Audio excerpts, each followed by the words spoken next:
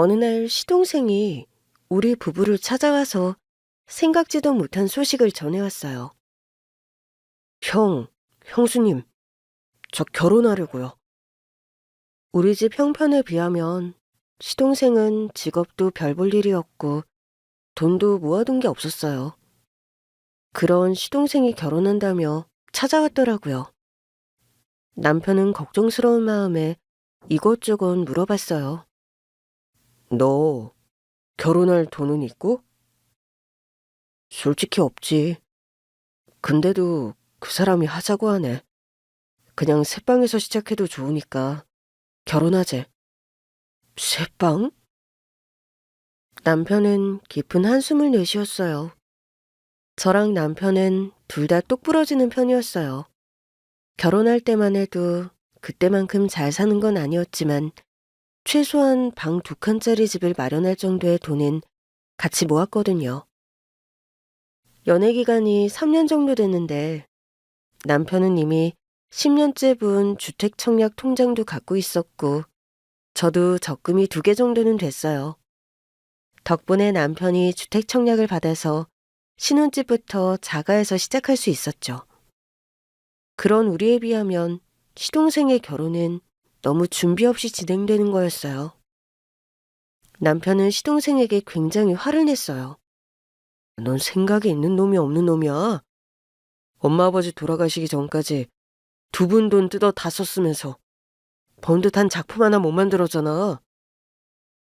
결혼 소식을 전할 때만 해도 조금은 설레 보이던 시동생의 낯빛이 어두워졌어요. 남편을 진정시켰죠. 꼭 우리 기준에 맞춰서 생각할 필요는 없잖아. 또 둘이 살면서 잘 모을 수도 있는 거고. 제가 어딜 봐서 돈을 모을 애야. 예술을 한다고 집에 있는 돈만 뜯어 쓰던 애지. 엄마 아버지 돌아가시면서는 기댈 데가 없으니까 이제는 예술도 안 하잖아. 그놈의 영화 만든다고 부모님께 가져간 돈이 얼만데. 형, 미안해. 매번 내가 사고쳐서 형만 이악 물고 산 거 알아. 그래도 나 결혼한다는데 꼭 그래야겠어? 내가 형한테 돈을 달라는 것도 아닌데? 임마, 와서 하는 소리가 돈 없다. 그래서 새빵에서 시작한다. 그러면서 돈 달라는 소리가 아니라고? 한 여자를 책임지려면 최소한 마음 편히 몸 누릴 집은 있어야지. 결혼은 꼭 지금 해야겠어? 남편은 당장 결혼하겠다는 소리부터 집어치우라고 난리를 피웠고 저는 시동생을 데리고 집 밖으로 나왔어요. 형이 걱정돼서 그러는 거예요. 걱정한다고 뭐가 달라지는 건 아니잖아요. 내가 이번에는 진짜 자신 있다고 독립영화 투자 한 번만 해달라고 할 때도 얼마나 매몰차게 거절했는데요. 그래서 이번에도 뭘 기대하고 온 게 절대 아니에요, 형수님. 알아요. 부모님도 돌아가셨고 좋은 소식인데 당연히 가족인 우리한테 전하고 싶었겠죠. 근데 저녁은 먹었어요? 아직 저녁 전이라는 시동생을 데리고 근처 한우 전문점에 갔어요. 고기도 먹이고 위로도 했더니 그제 표정이 좀 밝아지더라고요. 시동생도 진정한 것 같길래 제가 차분히 타일렀어요. 형이 말을 좀 거칠게 해서 그렇지 틀린 말은 아닌 거 알죠? 결혼하면 이제 가장인데 돈을 안 벌고 살 순 없어요. 알아요, 형수님. 그 사람도 직장 다니고 있고요. 저도 온갖 아르바이트는 다 하고 있어요. 근데 제가 고용보험이 없으니까 대출이 안 돼서 집 구하기가 쉽지 않았던 거죠. 아내 될 사람이 전세 대출 알아본다고 했는데 제가 남자 자존심에 그러지 말라고 해서 새빵 얘기가 나온 거예요. 그런 거면 일단 전세 대출 받아서 전셋집에 사는 게 낫겠어요. 부족한 건 제가 보태드릴 테니까 그렇게 해요. 월세 얻으면 다달이 사라지는 돈만 나가는 거잖아요.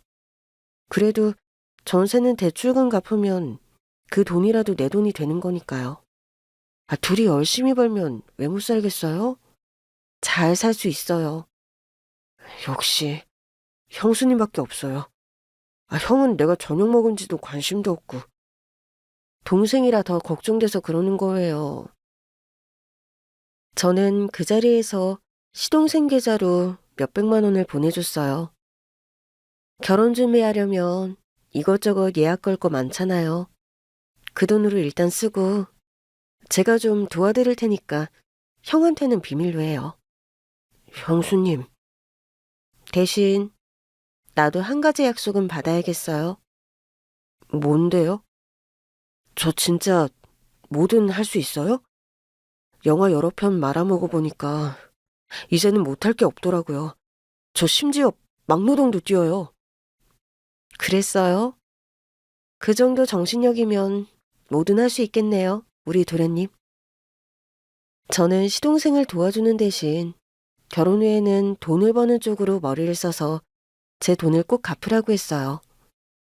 그랬더니 알겠다고 하더라고요. 집에 돌아와서 남편에게 말하니 남편이 그래도 조금은 차분해진 투로 한숨을 쉬더라고요. 그런다고 걔가 변하겠어? 솔직히 돌려받으려고 빌려주는 건 아닌데 이렇게 말해야 뭐라도 할 것 같아서. 그래도 자기 동생이라고 제가 돈 쓴 걸 아쉬워하진 않더라고요. 저는 시동생의 결혼을 적극적으로 도왔어요. 부족하다는 전세 자금이 꽤 됐지만 두말 않고 보태줬어요. 그러자 아직 인사도 안 온 동서가 개인적으로 전화를 걸어왔더라고요. 형님, 조만간 뵙겠지만 정말 감사해서 연락드려요. 그러면서 갑자기 울기 시작하더라고요. 왜 그래요? 혹시 준비하는데 또 문제 있어요? 아니에요. 원래는 문제가 많았어야 했는데 형님 덕분에 문제가 하나도 없어요. 저희 진짜 전셋집에서 신혼살림 시작할 줄은 꿈에도 몰랐거든요. 전세로 살아야 나중에 전세 자금이라도 모아서 또 이사를 가지. 아무튼 다 잘 됐는데 왜 울어요?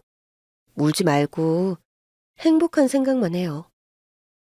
형님, 제가 앞으로 평생 모실게요. 저는 형제자매도 없고 지금껏 외롭게 살았거든요. 형님은 이제부터 제 친언니나 다름없는 분이세요.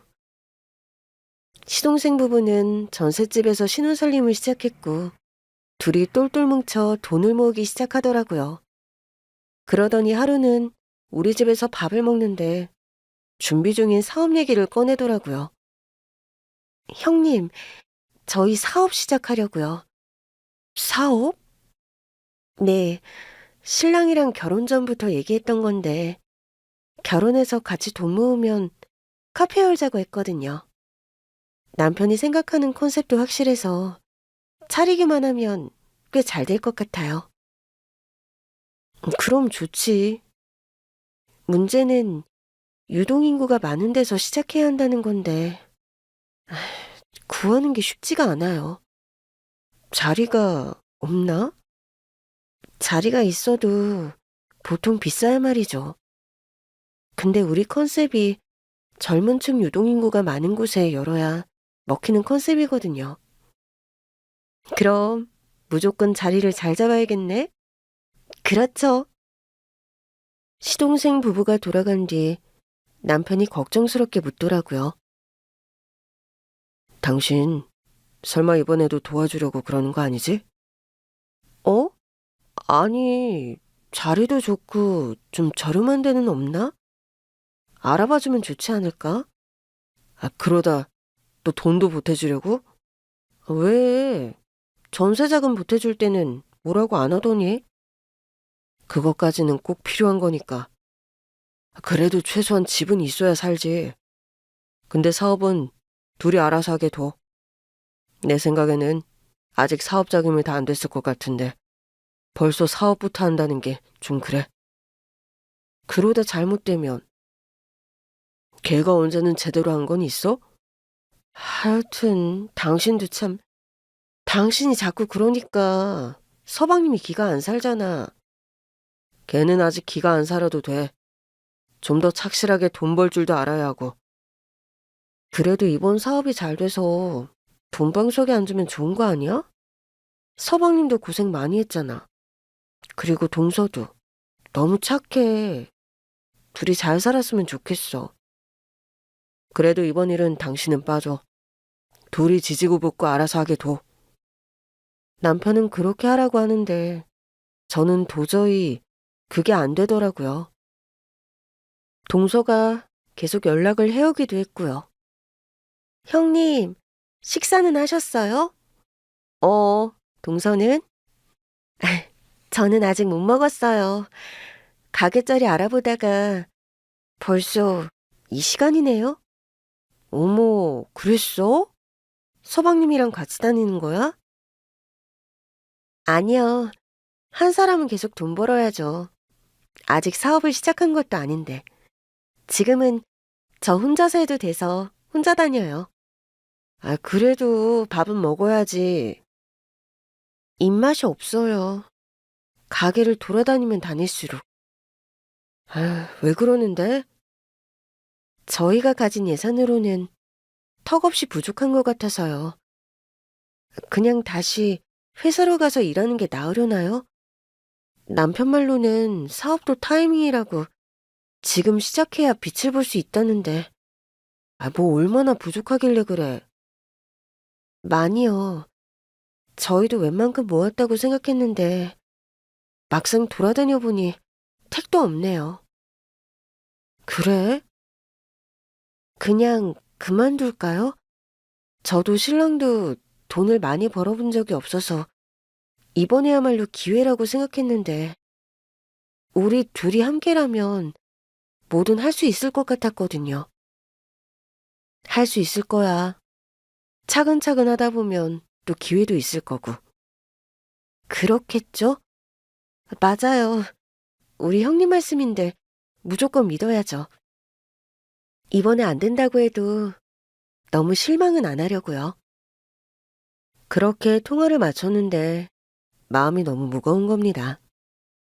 동서가 부족하다는 돈이 저한테 없는 돈도 아닌데 이렇게 모르는 척하는 게 맞나 싶더라고요. 사실 저한테 남편이 모르는 목돈이 있었거든요. 제가 소액식 투자해서 조금씩 불린 돈으로 한 번 더 투자했는데 대박이 났던 거예요. 혹시 몰라 비상금으로 갖고 있던 돈이었는데 동선의 사업자금으로 보태주면 딱 맞겠더라고요. 저는 고민 끝에 남편에게 말하지 않고 동서에게 그 돈을 투자해주기로 했어요. 동서, 이건 우리 신랑한테는 비밀이야. 내가 몰래 투자하는 거야. 형님, 이게 뭐예요? 내가 소액식 투자해서 남긴 돈으로 번 돈인데 동선의 사업에 투자할게. 사업 자금까지 해주시겠다고요? 동선회가 잘 돼야 내가 해준 돈도 돌려받는 거 아니야? 그럼요. 당연하죠. 그래서 투자해 준다고. 지금해야 승산이 있는 사업이라며. 잘해봐. 잘해서 돈 많이 벌어. 그게 소원이라며.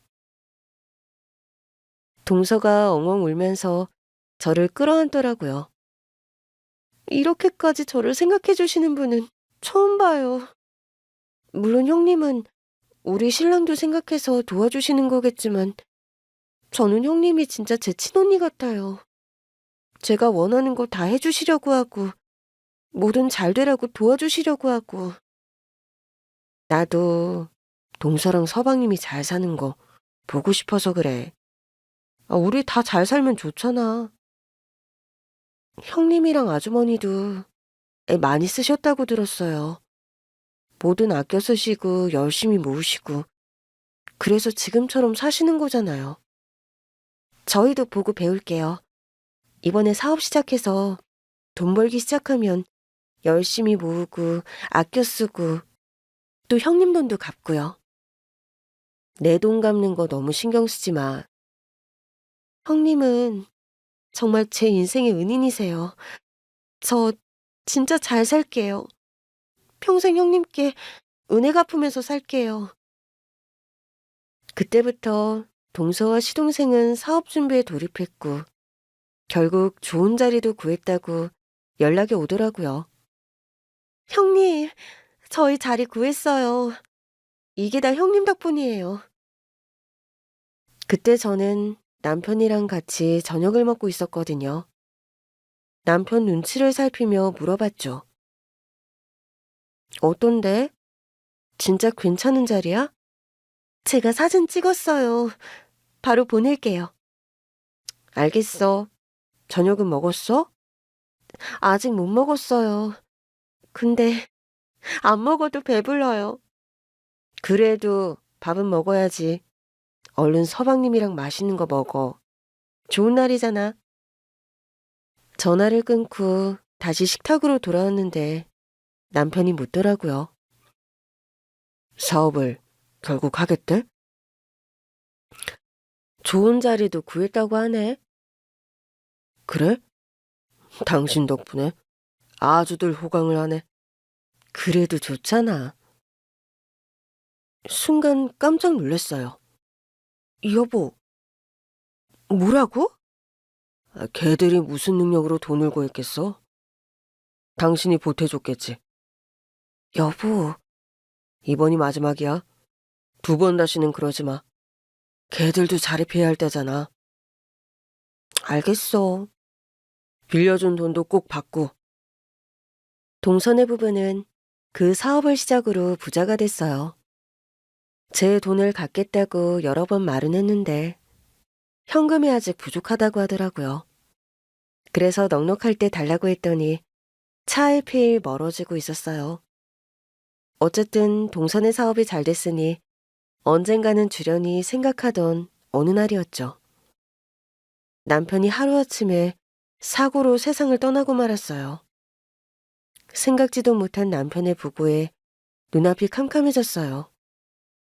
결혼 후부터는 남편에게 모든 경제력을 의지하며 살았거든요. 남편이 워낙 잘 모으고 잘 불리는 사람이라 더 그랬어요. 물론 저도 제 나름 투자로 수입을 꽤 얻었지만 그건 동선의 부부에게 투자해주는 바람에 더는 제 몫에 목돈은 없었어요. 그래서 어쩔 수 없이 동서에게 도움을 청해야겠더라고요. 동서, 내가 전에 동선에 전세 자금해준 거랑 사업 투자해준 돈 말이야.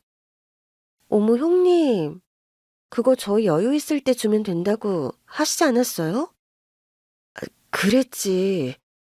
그렇긴 한데 남편이 떠나서 내가 이제 수입이 없어서 말이야. 형님, 재산은 다 어쩌고요? 동서 알잖아. 남편 떠나고 오래전에 서준 빚보증 때문에 전 재산 다 날아간 거. 아, 그러셨구나. 그런데 어쩌죠? 저희가 현금이 없어서요. 뭐? 형님, 하루아침에 그 목돈을 어떻게 송금하겠어요? 동서, 돈 많이 벌었잖아. 일부라도 좀 주면. 형님, 진짜 쪼잔하게 왜 이러세요? 뭐라고? 그렇잖아요.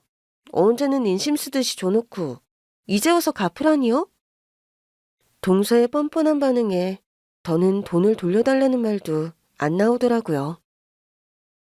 저는 결국 하루아침에 길바닥에 나앉게 됐고 어떻게 해서든 먹고 살기 위해 파출부일을 시작했어요. 그런데 알고 보니 일을 하게 된 곳이 동서 친구의 집이었더라고요. 땀을 뻘뻘 흘리며 현관문을 열어줬는데 동서가 들어온 겁니다. 온몸에 명품을 휘감은 모습을 보는데 어이가 없더라고요. 형님, 형님이 제 친구 집에는 왜 여기서 파출부로 일해? 어머, 웬일이니? 남복이 부끄럽게 파출부요? 파출부가 왜? 동서처럼 온몸에 명품 휘감고 다니면서 남의 돈을 안 갚는 사람보단 낫지 않아? 조용히 안 해요? 내 친구 앞에서 절대 아는 척하지 말아요. 그러면서 저를 지나쳐가려다 말고 아주 얄미운 표정으로 그러더군요. 이제 내가 형님보다 잘 사네요? 동서가 돌아서던 그때 제 아들한테 전화가 오더라고요. 아들. 음. 뭐, 그래? 그럼, 나 잠깐만. 동서가 무슨 일인가 궁금한 건지 저를 보고 있었어요. 그래서 냅다 시원하게 뺨 한 대 날려줬어요. 동서가 화들짝 놀라서 저를 보더라고요. 미쳤어요? 동서가 소리치자 그 댁 사모님이 오더라고요. 무슨 일이야? 들어왔으면 거실로 오지 않고. 야, 이 아줌마 잘나. 이 아줌마가 지금 내 뺨을. 그래, 동서. 내가 했어. 뭐, 뭐라고요? 내가 창피하니까 절대 말하지 말라고 했죠? 왜? 우리 동서지간 맞잖아? 그러면서 내 뺨을. 잠깐, 우리 파출부 아줌마가 너희 형님이셔? 너희 형님이라면 너희 신혼 때 전세자금이랑 사업자금도 해주셨던 분 아니야? 어? 그때는 나도 형편이 어려워서 널 못 도와줬었잖아. 아, 그게, 그랬지. 근데 무슨 얘기를 하고 있었던 거야? 뺨? 어? 아니, 그게 아니라. 근데 왜 너희 형님이 우리 집에서 파출부를 하고 계셨던 거야? 아주버님이 돌아가시면서 집이 망했어. 그러니까 아무리 그렇다고 해도 너 잘 살잖아. 어? 네가 도와드리면 되는 거잖아. 너희 형님이 너한테 해주셨던 것처럼. 동서가 아무 대답도 못하더라고요. 저는 앞치마를 벗으며 그 댁 사모님께 말했어요. 사모님, 아무래도 저 일은 그만해야 할 것 같아요. 사모님이라뇨. 저 이 친구 친구예요. 그래도 저한테는 월급 주는 감사한 사모님이셨잖아요. 원래는 형편이 꽤 좋으셨던 걸로 아는데 그게 다 무슨 일이에요? 잠시만요. 제가 퇴직금이라도 넉넉히 챙겨드릴게요. 얼마나 일했다고 퇴직금을 챙겨주세요. 갑자기 관두게 된 것도 죄송한데요. 저도 이 친구 형님이신 거 알고는 일 시키긴 어려웠을 거예요. 넉넉하게 넣을게요. 정말 괜찮아요. 저 이제 돈 안 벌어도 된다고 하네요. 누가요? 우리 아들이요.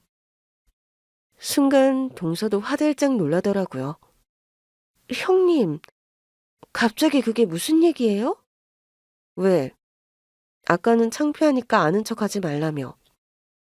동서도, 아니, 그쪽도 그만 아는 척하지?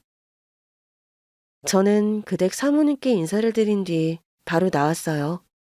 그러자 동서가 하이힐을 구겨 신고 열심히 따라오더라고요. 형님, 잠깐만요.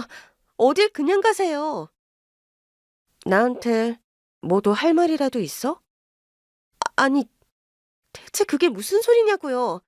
형님 거지잖아요. 돈 한 푼도 없는데 왜 돈을 안 벌어요? 우리 아들이 이제 안 벌어도 된다고 했다고?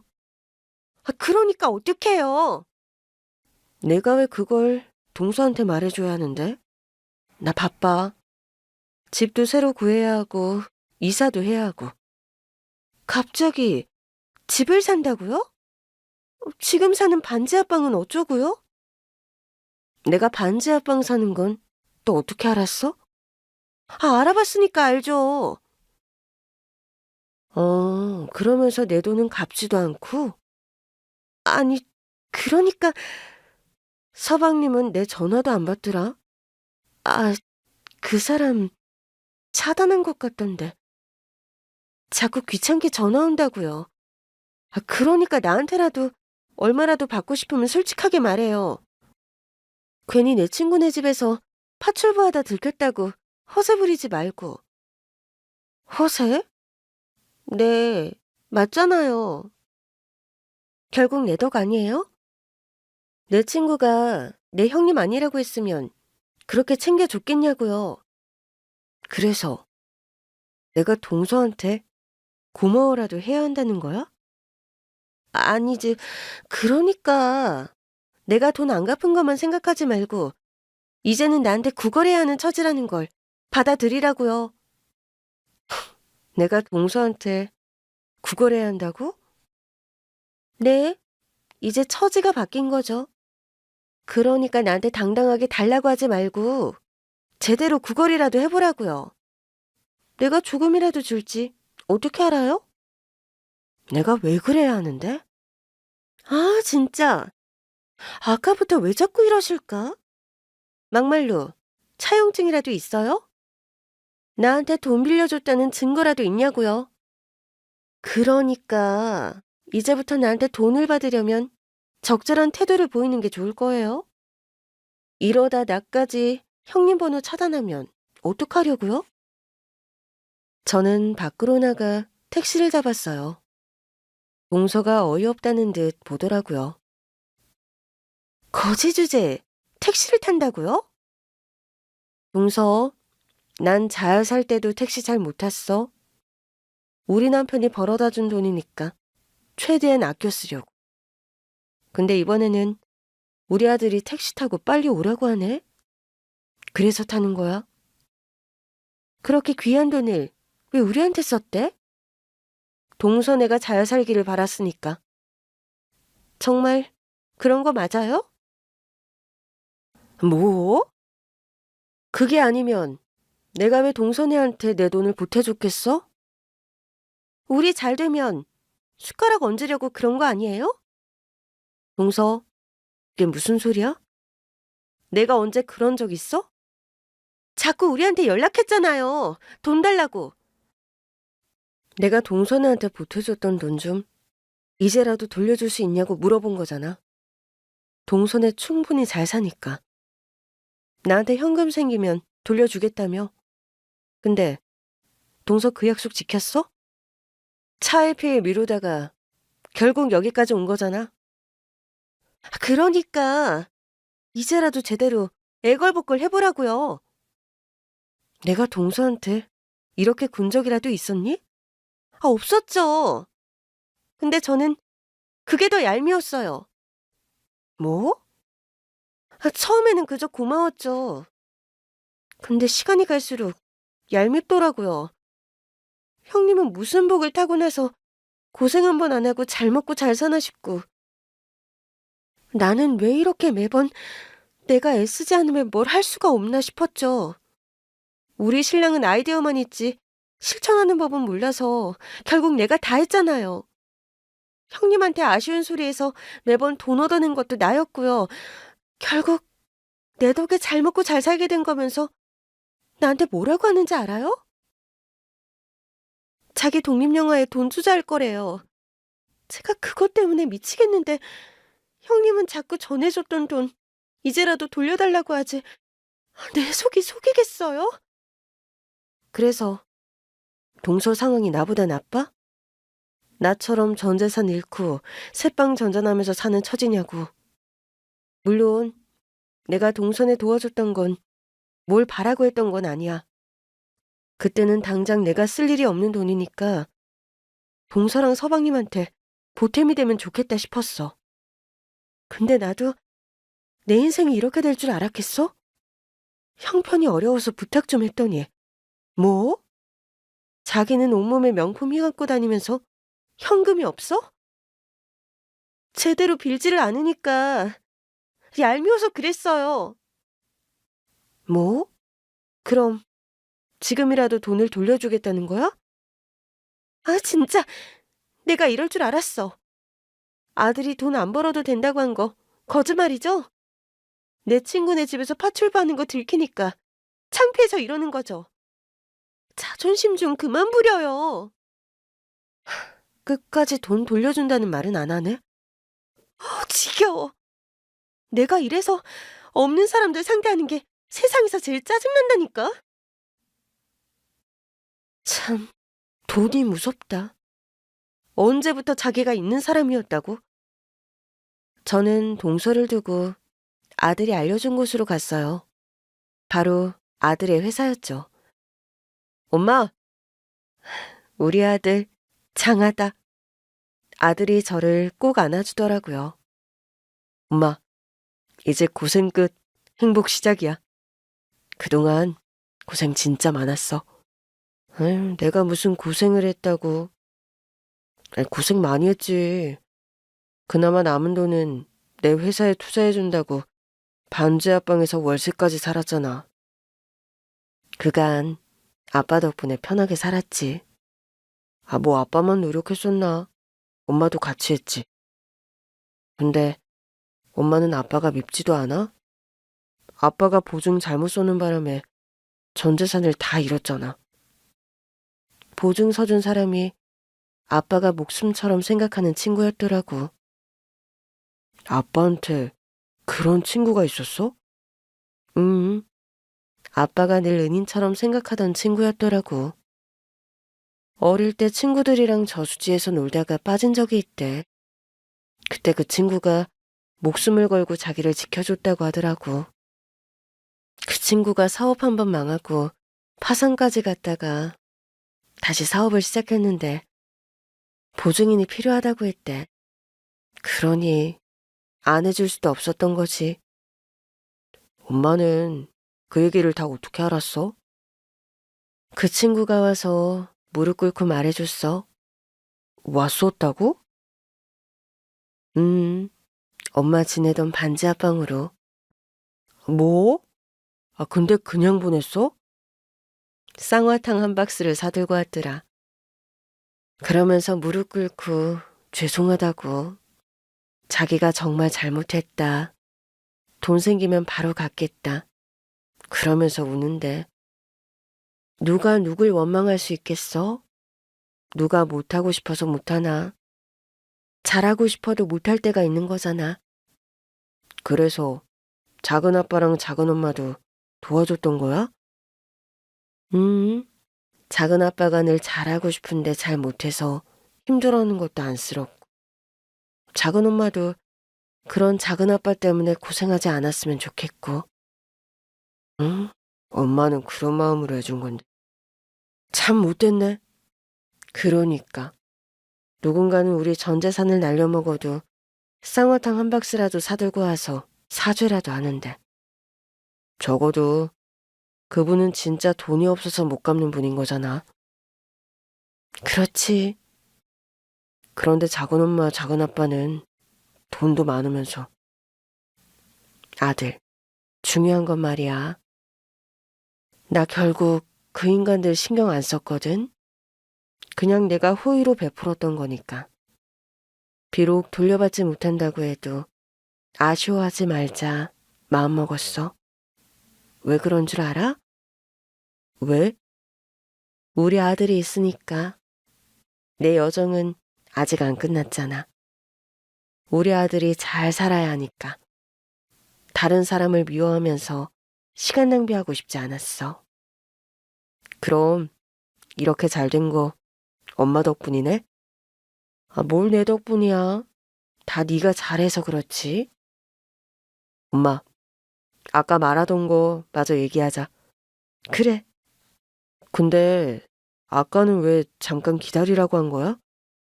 아, 먼저 해야 할 일이 있었어. 아까 80억 얘기하다가 끊겼지? 음, 우리 회사를 대기업에서 사겠다고 해서 계약금 80억 받았다고. 입금 됐어? 응, 입금되자마자 엄마한테 전화가 온 거야. 엄마 집부터 옮겨주고 싶어서. 내 집? 무슨? 그게 뭐 중요하다고. 엄마가 반지 하방 사는 게 늘 가슴 아팠단 말이야. 그래서 더 이 약물구 기술 개발도 했고. 우리 아들 들을수록 대단하네. 도대체 뭘 얼마나 잘했길래 대기업에서 네 회사를 사겠다고 해? 사실상 우리 회사 기술을 사겠다는 거지. 근데 이렇게 팔아도 아쉽지 않겠어? 원래도 이게 가장 좋은 시나리오였어. 정말? 나는 아는 게 없으니까. 엄마, 80억은 계약금에 불과해. 내가 받을 돈은 총 800억이야. 그러니까 엄마는 이제 아들만 믿고 평생 놀고 먹어도 된다는 뜻이지? 얼마 후 우리 아들이 최고급 저택을 사주더라고요. 너무 과하다고 했더니 자기도 같이 살 집인데 뭐 어떠냐고 하더라고요. 남편이 떠난 후 같이 살 형편이 안 돼서 저는 반지하 월세방에 아들은 회사에서 먹고 자고 하며 살았는데 고생 끝에 다시 사는 날이 온 거죠. 이사를 하고 집을 정리하느라 정신없는 와중에 모르는 번호로 전화가 오더라고요. 여보세요? 형수님, 저예요. 저한테 형수님이라고 부를 사람은 한 명밖에 없었어요. 네, 무슨 일이세요?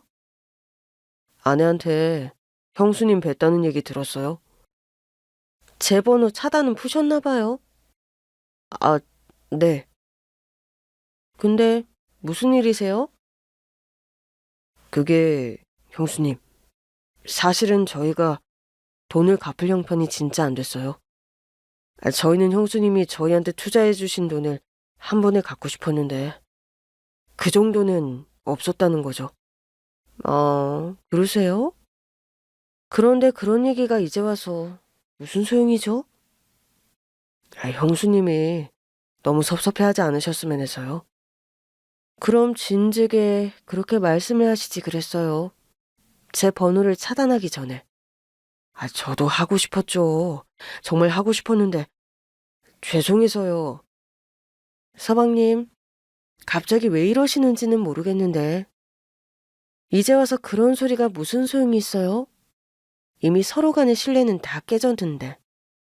그리고 내가 서방님이랑 동서가 돈이 있다는 걸 정말 모를까 봐요?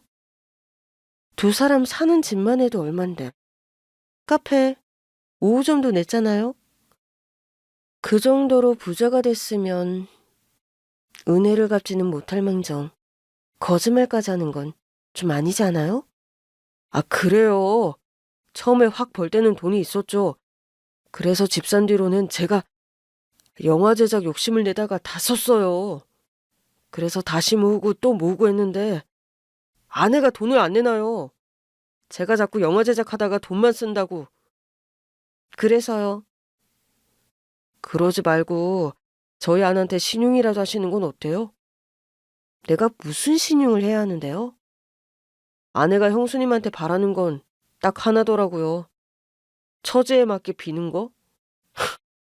이거 없어서 진짜.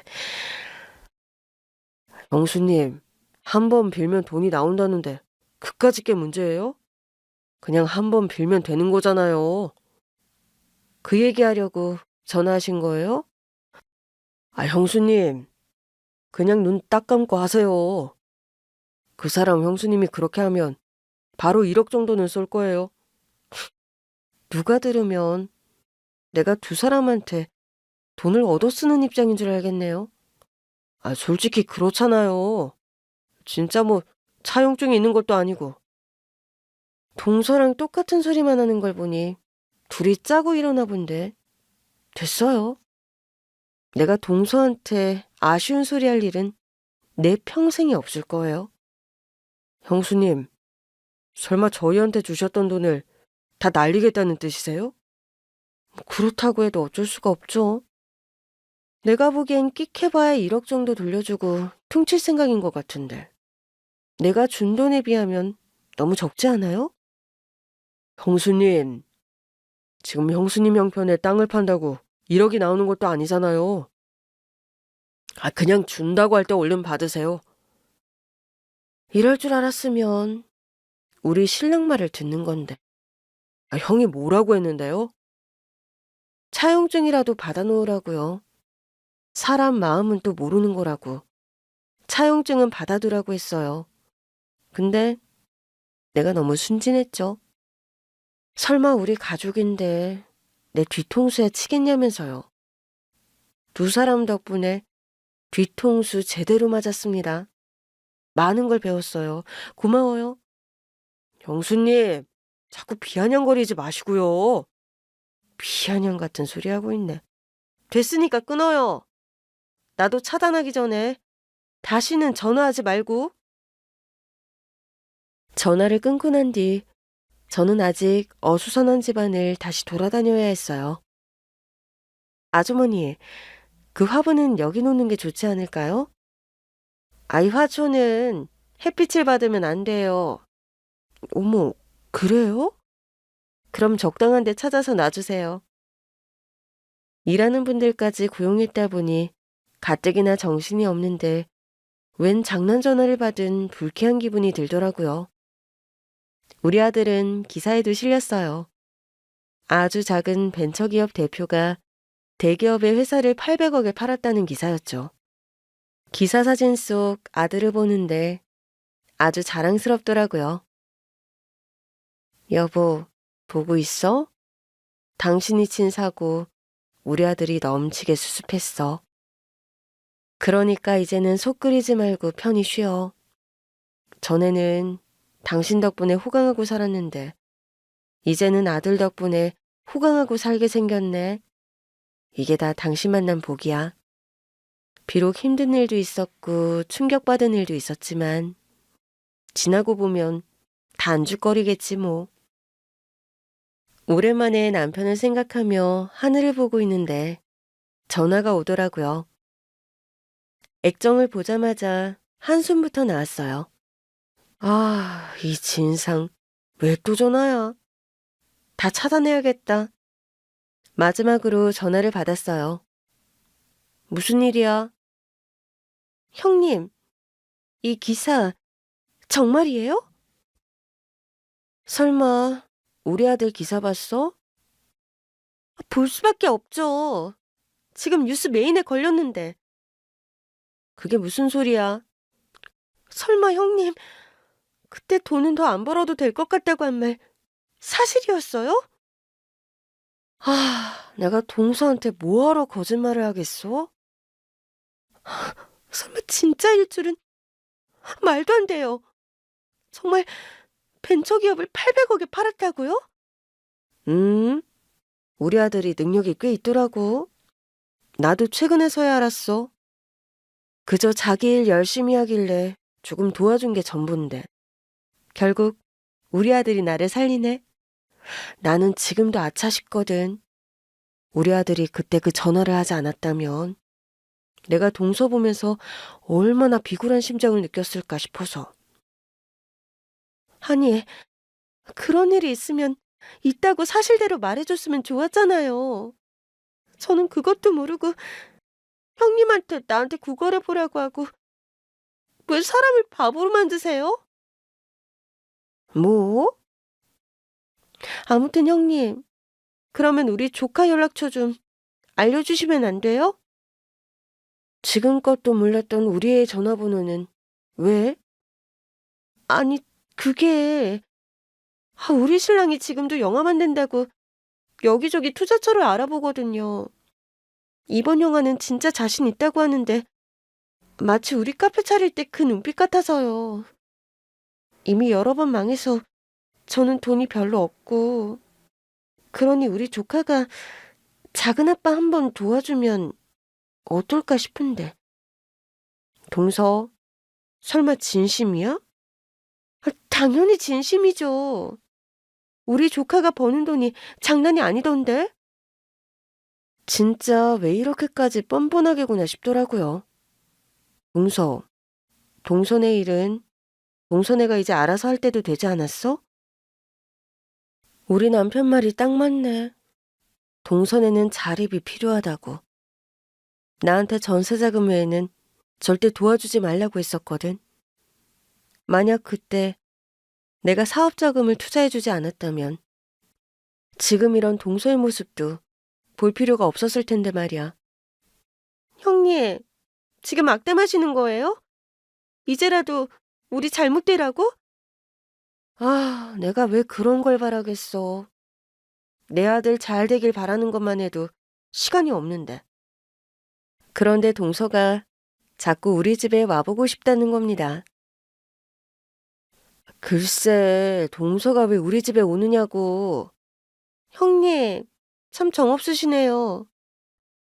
이제 아들이 800억이나 벌었으니 분명 좋은 집 사실 텐데. 동서는 뭐 새로 이사 간 집에 날 초대한 적은 있고? 우리 남편 저 세상 같다고 나랑 아예 상종도 안 했잖아. 드릴 말씀이 있어서 그래요. 뭐? 나한테 할 말이 있다고? 진짜 중요한 얘기예요. 갑자기 무슨 중요한 얘기를 한다며 꼭 오고 싶다는데 그냥 나 잘 사는 것 좀 보여줄까 싶더라고요. 그래서 불렀더니 다음날 꽃다발을 하나름 사들고 왔더라고요. 형님! 누가 보면 정말 오랜만에 보는 사이좋은 동서지간인 줄 알겠더라고요. 얼마 전에 봤을 때랑은 표정부터 다르네? 아우, 형님, 그날은 잊어버리세요. 글쎄, 그게 잊힐까? 세상에, 그 집이 이렇게 멋지다니. 동서는 제 말은 듣는 둥 마는 둥 집안을 신이 나서 돌아다녔어요. 형님, 역시 형님은 운이 참 좋은 여자예요. 남편 잃고 쫄딱 망하는 줄 알았는데 또 아들 덕에 살아나셨네요? 그래, 그래서 또 안 잊고? 형님도 참 무슨 말씀을 그렇게 하세요. 내가 늘 얄미웠다며? 얄미웠던 내가 또 잘 살고 있으니 얼마나 배가 아프겠어? 됐으니까 할 말이나 해. 도대체 하고 싶은 말이 뭔데? 형님, 그래도 저 손님인데 차라도 한 잔 주셔야 하는 거 아니에요? 결국 동서를 데리고 집안까지 들어가게 됐죠. 차가 나올 때까지도 동서는 집안 곳곳을 다니며 신기해했어요. 저도 이런 집에선 살아본 적이 없어서 확실히 급이 다르긴 하네요. 와서 차 마셔. 마시고 가. 형님, 저 진짜 할 말 있다니까요. 그러니까 하라고. 차 다 마실 때까지 안 하면 그냥 내보낼 테니까. 그러자 동서가 제 앞에 서류 봉투 하나를 내밀더라고요. 형님, 이거 진짜 아무한테나 보여주는 거 아니에요.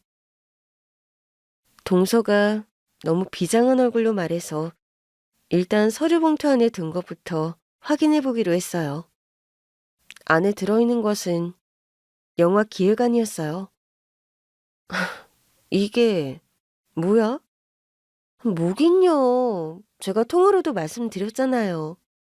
우리 조카가 작은아빠 영화에 투자를 좀 하면 참 보기 좋지 않을까 싶어서요. 그럼 진짜 이것 때문에 왔다고? 형님, 절대 후회 안 하실 거예요. 우리 신랑이 카페 사업 자신 있어 했던 거 기억나시죠? 당연히 기억하지. 그때 사업 자금을 내가 보태줬으니까. 남편이 이번에도 진짜 되는 거라고 자기만 믿으라고 하더라고요. 이번에는 정식 투자예요. 투자금도 회수하실 수 있게 할 거고요. 지금 그 말을 나더러 믿으라는 거야? 형님, 왜 못 믿으세요? 그래도 우리 가족이잖아요. 왜냐니? 이미 한 번 배신당했으니까 못 믿지? 형님, 제가 무릎이라도 꿇으면 해주시겠어요? 내가 동서 무릎을 왜 꿇려? 됐어. 우리 아들 절대 투자 안 할 거야. 우리 집 망해서 집안에 온통 빨간 딱지 붙었을 때 두 사람이 와서 뭐라고 했어? 우리가 뭐요? 그렇게 잘난 체하고 살더니 결국 이 꼴이 된 거냐고 했었잖아. 우리 아들 그때 거기 있었어.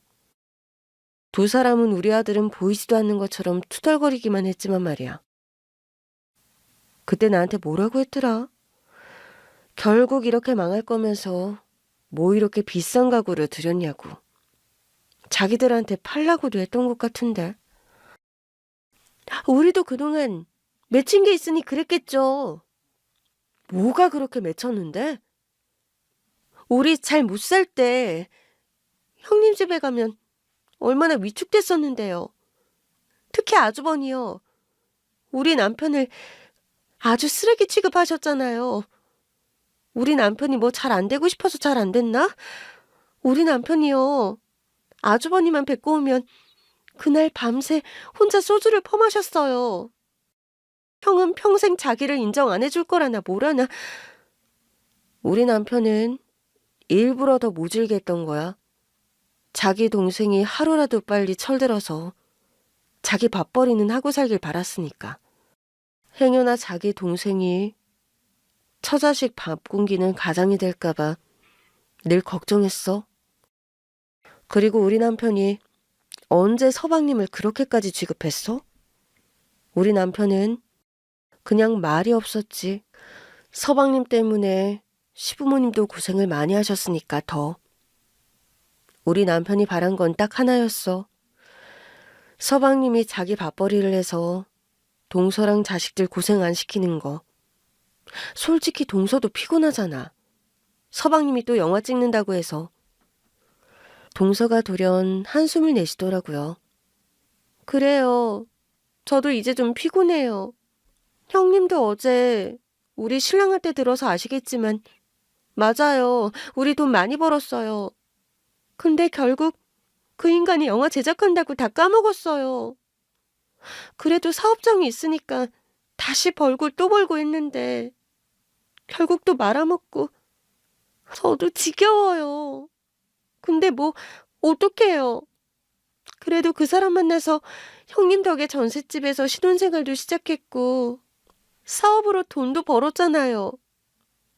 저도 처음에는 형님 돈부터 갚으려고 했어요. 그런데 통장에 그렇게 많은 돈이 생긴 게 처음이라 바로 뽑아서 드리는 게 너무 아깝더라고요.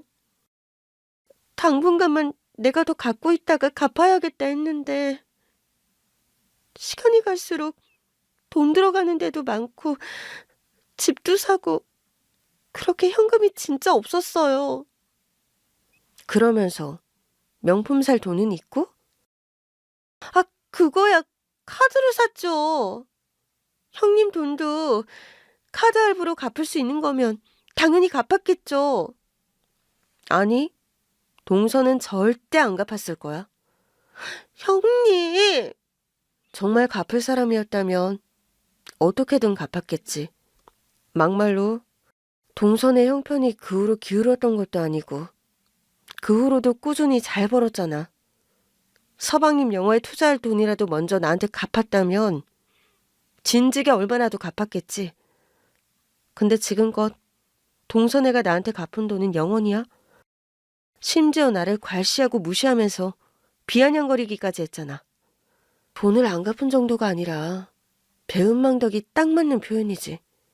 그래놓고 어딜 감히 내 집에 와?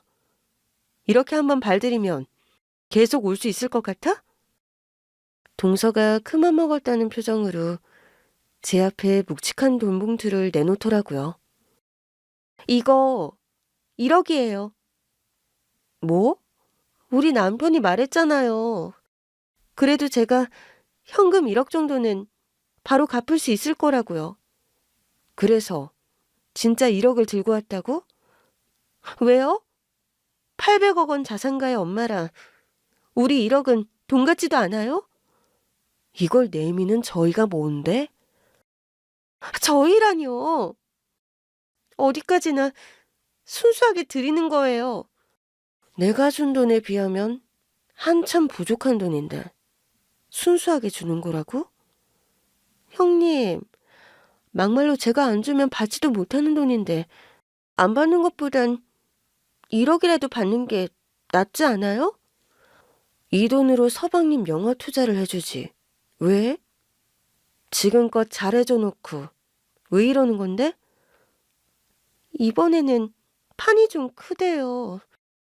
유명 배우도 붙을 것 같대요. 흥행은 따놓은 당상이라고. 이번에 우리 조카가 투자만 해주면 몇 배로 돌려받을 수 있대요. 투자 계약서도 제대로 작성할 거라 이번에는 절대 우리한테 돈 뜯길 일 없어요. 본인들이 제 돈을 뜯은 걸 인정하더라고요. 도대체 투자해줘야 할 돈이 얼만데 이래? 거기 쓰여 있잖아요. 20억이요. 동서가 가게 대출받아서 하면 되겠네. 형님, 제가 할 수 있으면 제가 투자해서 돈 벌겠죠. 근데 이제 우리 가게도 예전만 못해요. 수익도 많이 안 나고요. 이런 상황에서 형님 돈을 다 갚는 건 무리니까 이렇게 해서라도 투자금을 배로 회수하시면 받는 거나 다름없잖아요. 보기에는 그래 보일 수도 있지만 사실상 내 손해지. 어딜 봐서 이게 내 돈을 돌려받는 거야? 오히려 내 돈을 더 쓰는 거지. 말은 그럴싸하게 하지만 영화가 잘 안 되면 내 돈은 그냥 날아가는 거잖아? 네? 맞잖아. 그래서 동서도 투자 안 해주려고 하는 거고. 저 진짜 돈 없다니까요. 글쎄, 어쨌든 동서 참 이상한 버릇이 있네. 자기 돈은 안 되면서 왜 내 돈은 된다고 생각해? 형님, 지금 뭔가 착각하시는 것 같은데 제가 투자 제안을 하는 건 형님이 아니라 우리 조카예요. 막말로 형님이 무슨 돈이 있다고 투자 제안을 하겠어요? 그래? 우리 아들이 800억 받은 것 중에 반을 나한테 줬는데? 네? 동서 눈이 아주 튀어나올 기세더라고요. 뭘 그렇게 놀라? 우리 아들이 나더러 남은 평생 고생하지 말고 놀면서 살라고 줬어. 순간 동서가 태세를 전환해 영화 투자 관련 서류를 저한테 내밀더라고요. 형님, 400억 중에 20억이면 나쁘지 않은 투자잖아요. 영화만 잘 되면 몇 배로 불려서 돌려받으실 텐데 이 좋은 기회를 사적인 감정 때문에 버리시겠다고요? 기회인지 위기인지는 모르는 거지. 내가 망한 걸 그렇게 좋아하던 동서가 나랑 우리 아들한테 과연 좋은 투자 제안을 할까? 형님, 왜 이렇게 의심이 많으세요? 원래는 이런 분 아니셨잖아요. 제가 조금만 힘든 척해도 무조건 도와주시던 분이 왜 그래요? 그렇게 착하게 사셔서 결국 또 복을 받으셨구만. 심부를 예쁘게 쓰셔야죠. 저는 결국 경찰을 불러 동서를 내쫓았어요. 어이가 없더라고요. 어디다 대고 심부 같은 소리를 하는 건지. 그날 밤 아들이 와서 듣더니 박장대소를 하더라고요. 진짜 쫓아냈어? 접근금지 신청도 했어.